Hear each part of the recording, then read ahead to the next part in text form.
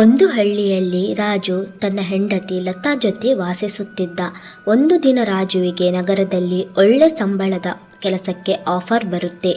ನಂತರ ಅವನು ಖುಷಿ ಖುಷಿಯಿಂದ ಮನೆಗೆ ಹೋಗಿ ತನ್ನ ಹೆಂಡತಿಯನ್ನು ಕರೆಯುತ್ತಾನೆ. ಅರೆ ಲತಾ, ಲತಾ ಎಲ್ಲಿದ್ದೀಯಾ? ಬೇಗ ಬಾ, ನಿನಗೊಂದು ಖುಷಿಯ ವಿಚಾರ ಹೇಳೋದಿದೆ, ಬೇಗ ಬಾ. ಏನಾಯ್ತು ರೀ, ಭಾರಿ ಖುಷಿಯಲ್ಲಿದ್ದೀರಾ? ಅದು ಲತಾ, ನನಗೆ ದಿಲ್ಲಿಯಲ್ಲಿ ಒಳ್ಳೆ ಸಂಬಳದ ಕೆಲಸ ಸಿಕ್ಕಿದೆ ಕಣೆ. ಇನ್ನು ನಾವು ಇಷ್ಟು ಸಣ್ಣ ಗುಡಿಸಲಿನಲ್ಲಿ ಇರಬೇಕಾಗಿಲ್ಲ. ನಾವು ನಾಳೆನೇ ದಿಲ್ಲಿಗೆ ಹೊರಡುತ್ತಿದ್ದೇವೆ. ರೀ, ಇದು ತುಂಬಾ ಸಂತೋಷದ ವಿಷಯ.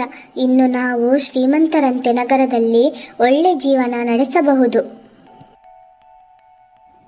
ನಂತರ ಅವರು ಆ ಹಳ್ಳಿಯ ಮನೆಯನ್ನು ಮಾರಿ ಅದರ ಹಣದಿಂದ ನಗರದಲ್ಲಿ ಒಂದು ಒಳ್ಳೆಯ ಮನೆ ಖರೀದಿಸಬೇಕೆಂದುಕೊಳ್ಳುತ್ತಾರೆ. ಹೀಗೆ ಅವರು ತುಂಬ ಖುಷಿಯಾಗಿರುತ್ತಾರೆ. ಆದರೆ ಅವರಿಗೇನು ಗೊತ್ತು, ದಿಲ್ಲಿಯ ಹೊಸ ಮನೆಯಲ್ಲಿ ಮುಂದೆ ಏನೆಲ್ಲ ಆಗುತ್ತೆ ಅಂತ. ನಂತರ ಮರುದಿನ ಅವರು ಟ್ರೈನ್ ಹತ್ತಿ ದಿಲ್ಲಿಗೆ ಹೊರಟೇ ಬಿಡುತ್ತಾರೆ.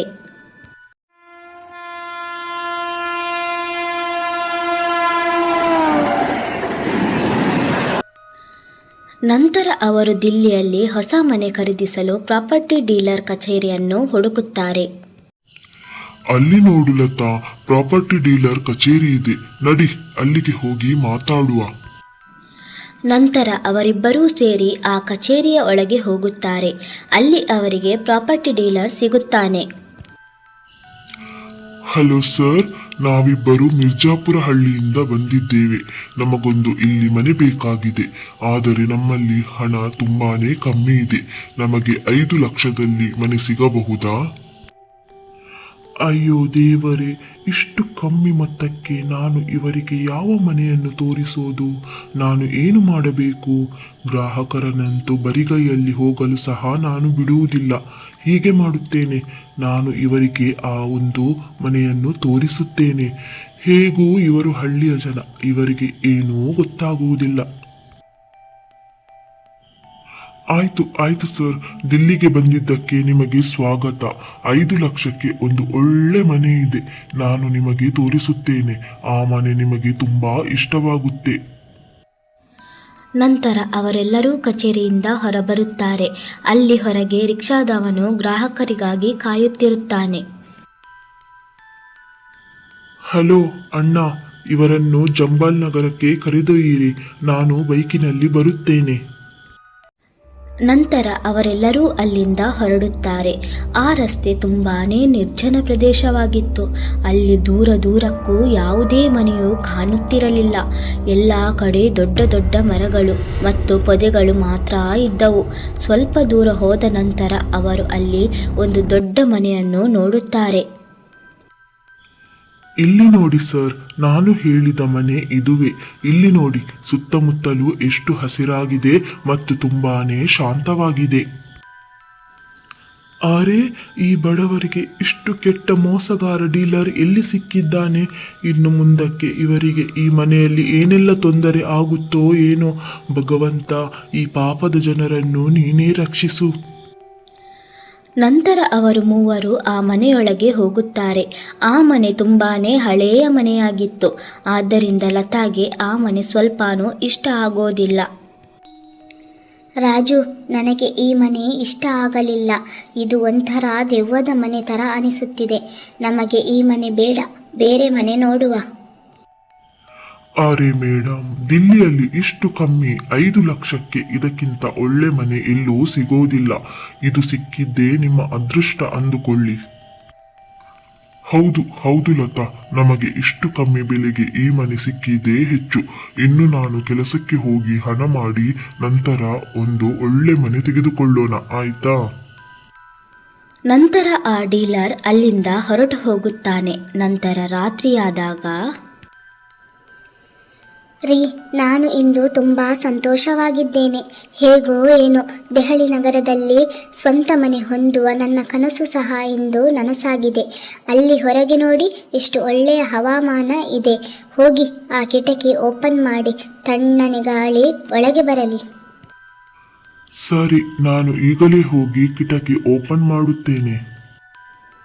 ನಂತರ ರಾಜು ಆ ಕಿಟಕಿಯನ್ನು ತೆರೆಯಲು ಹೋಗುತ್ತಾನೆ. ಅಲ್ಲಿ ಕಿಟಕಿಯನ್ನು ನೋಡುತ್ತಾನೆ. ಆ ಕಿಟಕಿಯ ಹ್ಯಾಂಡಲ್ನಲ್ಲಿ ಕೆಂಪು ದಾರವಿತ್ತು. ಅದರಲ್ಲಿ ಹನುಮಾನ್ ಲಾಕೆಟ್ ಕಟ್ಟಲಾಗಿತ್ತು. ಆಗ ಅವನು ಅದನ್ನು ಯಾರೋ ಪೂಜೆ ಮಾಡಿ ಕಟ್ಟಿದ್ದಾರೆ ಅಂದುಕೊಳ್ಳುತ್ತಾನೆ. ಹೇ ಲತಾ, ಸ್ವಲ್ಪ ಇಲ್ಲಿ ನೋಡು. ಈ ಕೆಂಪು ದಾರವನ್ನು ಇಲ್ಲಿ ಪೂಜೆ ಮಾಡಿ ಯಾರೋ ಕಟ್ಟಿರೋ ಹಾಗಿದೆ. ನಾನು ಅದನ್ನು ತೆಗೆಯಬೇಕೋ ಬೇಡವೋ? ಯಾರೋ ಅದನ್ನು ಇಲ್ಲಿ ಏಕೆ ಕಟ್ಟಿದ್ದಾರೆ ಎಂದು ನನಗೆ ತಿಳಿಯುತ್ತಿಲ್ಲ.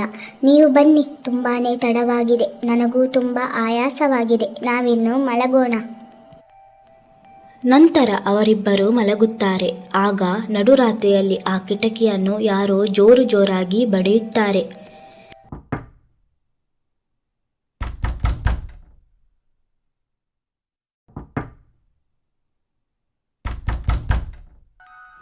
ಆ ಜೋರಾದ ಸದ್ದಿಗೆ ಅವರಿಬ್ಬರಿಗೂ ಎಚ್ಚರವಾಗುತ್ತದೆ.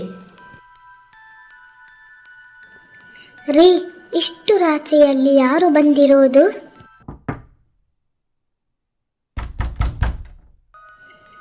ರೀ, ಯಾರಿರಬಹುದು ಈ ರಾತ್ರಿಯಲ್ಲಿ? ಅರೆ, ನಮಗೆ ಈ ನಗರದಲ್ಲಿ ಯಾರದ್ದೂ ಪರಿಚಯವಿಲ್ಲ. ಮತ್ತೆ ಯಾರು ನಮ್ಮನ್ನು ನೋಡಲು ಬಂದಿರುವುದು? ಆಗ ಕಿಟಕಿ ಇನ್ನೂ ಜೋರಾಗಿ ಬಡಿಯುತ್ತದೆ.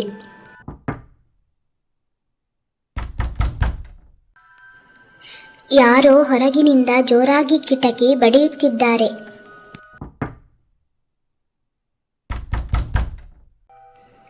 ಅಯ್ಯೋ ದೇವರೇ, ನಾನು ಸತ್ತೆ. ಯಾರಪ್ಪ ಅದು ಅಷ್ಟು ಜೋರಾಗಿ ಕಿಟಕಿ ಬಡಿಯೋದು? ಬೇಗ ನಡೀರಿ, ಯಾರಂತ ನೋಡೋಣ. ನಂತರ ಇಬ್ಬರೂ ಕಿಟಕಿ ಬಳಿ ಬರುತ್ತಾರೆ ಮತ್ತು ತುಂಬಾನೇ ಯೋಚಿಸುತ್ತಾರೆ, ಕಿಟಕಿಯ ಬಾಗಿಲು ತೆರೆಯೋದಾ ಅಥವಾ ಬೇಡವಾ ಎಂದು. ಅರೆ ದೇವರೇ, ಈಗ ನಾನೇನು ಮಾಡಬೇಕು ತಿಳಿಯುತ್ತಿಲ್ಲ. ನಂತರ ಅವನು ಕಿಟಕಿಯಿಂದ ಆ ಹನುಮಾನ್ ಲಾಕೆಟ್ ಅನ್ನು ತೆಗೆಯುತ್ತಾನೆ ಮತ್ತು ಕಿಟಕಿಯನ್ನು ತೆರೆಯುತ್ತಾನೆ. ಆದರೆ ಕಿಟಕಿಯ ಹೊರಗೆ ಯಾರೂ ಇರುವುದಿಲ್ಲ. ಆದರೆ ಅವರಿಬ್ಬರಿಗೂ ಒಂದು ಕ್ಷಣ ಭೂಮಿಯೇ ಕುಸಿಯುವಂಥ ಅನುಭವ ಆಗುತ್ತೆ. ಏಕೆಂದರೆ ಆ ಕಿಟಕಿಯ ಹೊರಗೆ ಒಂದು ದೊಡ್ಡದಾದ ಸ್ಮಶಾನ ಇರುತ್ತದೆ.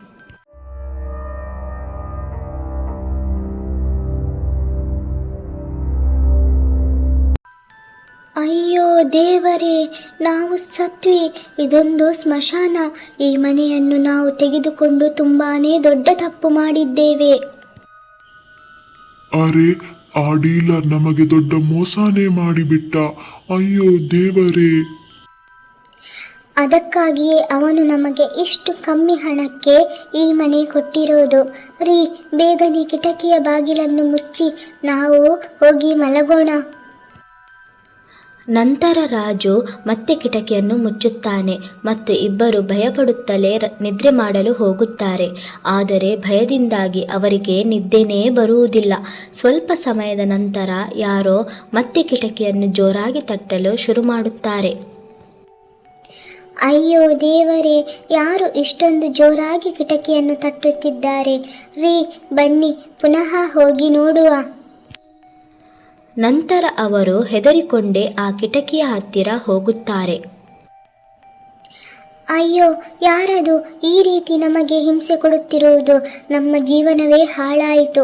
ನಾವು ಇದ್ದ ಮನೆಯನ್ನು ಮಾರಿ ಕಷ್ಟಪಟ್ಟು ಈ ಮನೆಯನ್ನು ತೆಗೆದುಕೊಂಡಿದ್ದೇವೆ. ದಯವಿಟ್ಟು ಯಾರೇ ಆಗಿದ್ದರೂ ಸಹ ನಮ್ಮನ್ನು ಬಿಟ್ಟು ಹೊರಟು ಹೋಗಿ. ನಾನು ಇವರಿಗೆ ತಕ್ಕ ಪಾಠ ಕಲಿಸಬೇಕು. ಇವರನ್ನು ಇನ್ನು ಸುಮ್ಮನೆ ಬಿಡೋ ಮಾತೇ ಇಲ್ಲ. ನಂತರ ರಾಜು ಒಂದು ದೊಡ್ಡ ಕೋಲನ್ನು ಕೈಯಲ್ಲಿ ತೆಗೆದುಕೊಳ್ಳುತ್ತಾನೆ ಮತ್ತು ಆ ಕಿಟಕಿಯ ಬಾಗಿಲನ್ನು ತೆರೆಯುತ್ತಾನೆ. ಕಿಟಕಿ ಬಾಗಿಲು ತೆರೆದ ಮೇಲೆ ಅವನ ಕಣ್ಣನ್ನು ಅವನಿಗೇ ನಂಬಲಿಕ್ಕೆ ಆಗುವುದಿಲ್ಲ. ಏಕೆಂದರೆ ಕಿಟಕಿಯ ಹೊರಗೆ ಒಂದು ಭೂತ ನಿಂತಿರುತ್ತದೆ.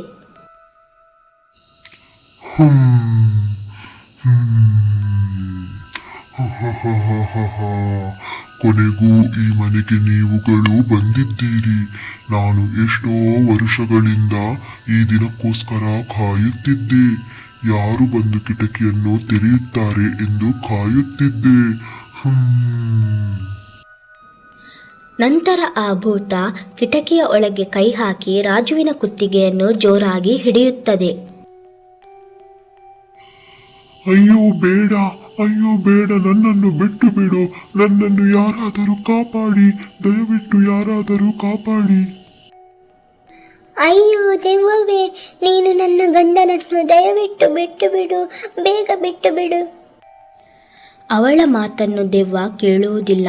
ನಂತರ ಆ ದೆವ್ವ ಅವನನ್ನು ಹೊರಕ್ಕೆ ಎಳೆದುಕೊಳ್ಳುತ್ತದೆ. ಓ ದೇವರೇ, ನಾನೀಗ ಏನು ಮಾಡಲಿ? ನನ್ನ ಗಂಡನನ್ನು ಹೇಗೆ ಕಾಪಾಡಲಿ?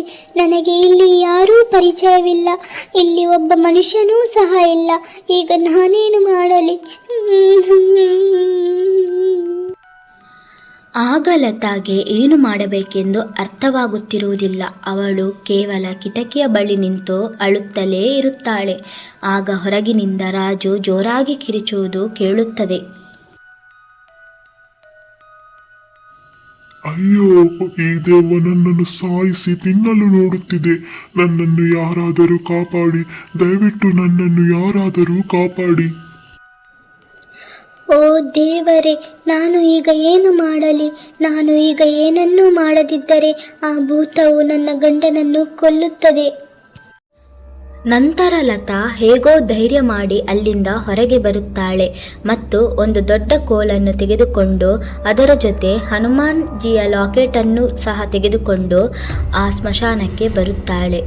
ಆಗ ಅಲ್ಲಿ ಸುತ್ತಮುತ್ತ ಸಾಕಷ್ಟು ಭಯಾನಕ ಶಬ್ದಗಳು ಕೇಳಿಬರುತ್ತಿರುತ್ತದೆ.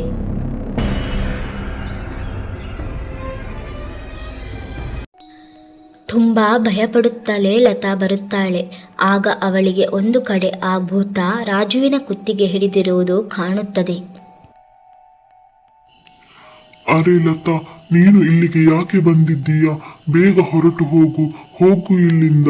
ಈ ಭೂತವನ್ನು ಎದುರಿಸಲು ನಿನಗೆ ಸಾಧ್ಯವಾಗುವುದಿಲ್ಲ. ನೀನು ನನ್ನ ಬಗ್ಗೆ ಸ್ವಲ್ಪವೂ ಚಿಂತಿಸಬೇಡ. ನೀನು ಬೇಗನೆ ಓಡಿ ಹೋಗು, ಇಲ್ಲಿಂದ ಓಡಿ ಹೋಗು. ಹೀಗೆ ರಾಜು ಅವಳಿಗೆ ಓಡಿ ಹೋಗಲು ಎಷ್ಟು ಹೇಳಿದರೂ ಸಹ ಅವಳು ಕೇಳುವುದಿಲ್ಲ. ಇಲ್ಲ ರೀ, ನಾನು ನಿಮ್ಮನ್ನು ಬಿಟ್ಟು ಎಲ್ಲೂ ಹೋಗಲ್ಲ ಮತ್ತು ನಿಮ್ಮನ್ನು ಸಾಯಲು ಸಹ ನಾನು ಬಿಡೋದೇ ಇಲ್ಲ ಎಂದು ಹೇಳಿ ಅವಳು ಜೋರಾಗಿ ಕೋಲಿನಿಂದ ಆ ದೆವ್ವಕ್ಕೆ ಹೊಡೆಯುತ್ತಾಳೆ. ಆದರೆ ಎಷ್ಟು ಹೊಡೆದರೂ ಸಹ ಆ ಭೂತಕ್ಕೆ ಸ್ವಲ್ಪವೂ ತಾಗುವುದಿಲ್ಲ.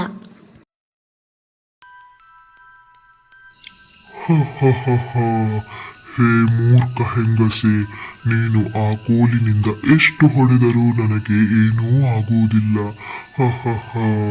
ನಾನು ಈಗ ನಿಮ್ಮಿಬ್ಬರನ್ನು ಸಾಯಿಸಲು ತಯಾರಾಗಿ ನಿಂತಿದ್ದೇನೆ. ರೀ, ಈಗ ನಾವು ಏನು ಮಾಡೋದು? ಈ ದೆವ್ವವನ್ನು ನನ್ನಿಂದ ಏನೂ ಮಾಡಲು ಆಗುತ್ತಿಲ್ಲವಲ್ಲ.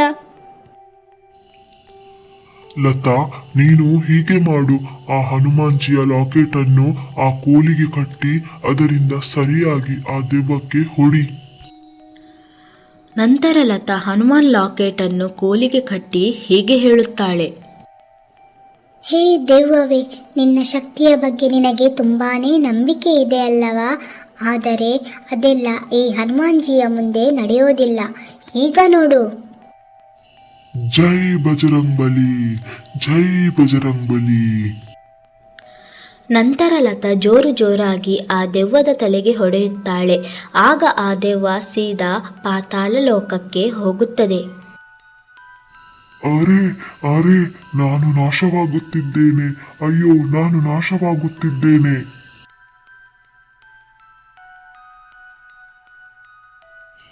ವೀರ ಬಜರಂಗ್ಬಲಿಗೆ ಜೈ, ವೀರ ಬಜರಂಗ್ಬಲಿಗೆ ಜೈ.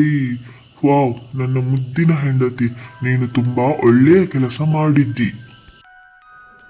ನಂತರ ಅವರಿಬ್ಬರೂ ತಮ್ಮ ಮನೆಗೆ ಮರಳುತ್ತಾರೆ ಮತ್ತು ಅವರು ಸಂತೋಷದಿಂದ ಬದುಕಲು ಪ್ರಾರಂಭಿಸುತ್ತಾರೆ ಮತ್ತು ಆ ದಿನದಿಂದ ಅವರು ಆ ಕಿಟಕಿಯನ್ನು ಮುಚ್ಚುವ ಅಗತ್ಯವೇ ಬರುವುದಿಲ್ಲ.